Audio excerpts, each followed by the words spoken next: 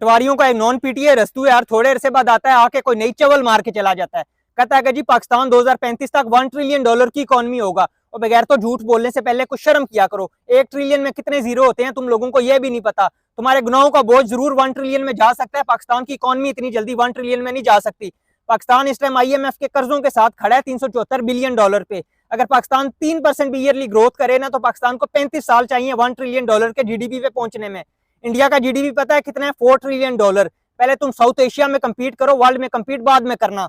सारे international brand India को अपना इकोनॉमी हब बनाते हैं, इंडिया को अपना टेक्निकल हब बनाते हैं, और पाकिस्तान से वो ब्रांड छोड़ के चले जाते हैं। माइक्रोसॉफ्ट की मिसाल आपके सामने है, पाकिस्तान में वो बिजनेस नहीं करना चाहते, इंडिया को अपना इकोनॉमी हब बनाते हैं। ये स्टैट बताओ ना आवाम को। तुम लोगों ने 6 जीरो के पीछे लगाया हुआ है जी, 6 जहाज गिरा दिए। अगर 6 जहाज गिराने से तुम लोगों को सुकून मिलता है, तुम्हारा GDP बेहतर होता है, बेरोजगारों को रोजगार मिलता है, तो मनाओ खुशी।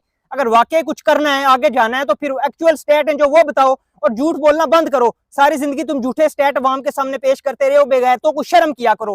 कुछ शर्म नाम की कोई चीज होती है।